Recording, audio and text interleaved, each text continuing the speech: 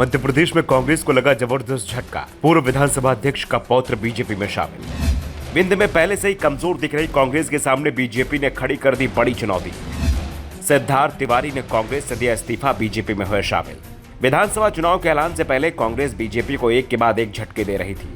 BJP के कई नेता एक के बाद एक इस्तीफा दे रहे थे और इसके बाद गाड़ियों का लंबा चौड़ा काफिला लेकर भोपाल में कांग्रेस के कार्यालय पहुंचकर पार्टी की सदस्यता ले रहे थे। लेकिन चुनाव के ऐलान के बाद स्थितियां बदलने लगी हैं। अब इस्तीफे की लाइन कांग्रेस के अंदर लगती दिख रही है और नेता बीजेपी में शामिल हो रहे हैं। और अब कांग्रेस को जो झटका लगा है वो विंध्य रीजन में लगा है। कांग्रेस के कद्दावर युवा नेता सिद्धार्थ तिवारी ने बीजेपी का दामन थाम लिया है। भोपाल में सीएम शिवराज सिंह चौहान और बीजेपी के प्रदेश अध्यक्ष बीडी शर्मा ने उन्हें पार्टी की सदस्यता दिलाई। सिद्धार्थ तिवारी के पिता सुंदरलाल तिवारी रीवा से सांसद रह चुके हैं, जबकि सिद्धार्थ के दादा श्रीनिवास तिवारी 10 सालों तक लगातार मध्य प्रदेश विधानसभा के अध्यक्ष रहे थे। मध्य प्रदेश की राजनीति में श्रीनिवास तिवारी को सफेद शेर के नाम से भी जाना जाता था। विंध्य रीजन में वो सबसे बड़े नेता माने जाते थे। श्रीनिवास तिवारी जब तक जीवित रहे रीवा जिले में कांग्रेस के उम्मीदवार चयन से लेकर चुनाव प्रचार तक की पूरी रणनीति वो ही तैयार करते थे। लेकिन उनके जाने के बाद कांग्रेस ने श्रीनिवास तिवारी के पूरे परिवार को ही किनारे लगा दिया।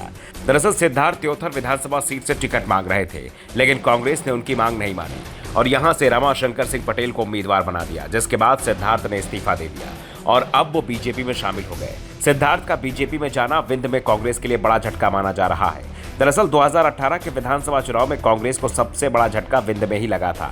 रीवा जिले में तो कांग्रेस का खाता तक नहीं खुल पाया था और ऐसे में अब सिद्धार्थ का बीजेपी में जाना कांग्रेस के लिए बड़े झटके के समान माना जा रहा है। वैसे कांग्रेस ने सिद्धार्थ को रोकने की कोशिश तो बहुत की।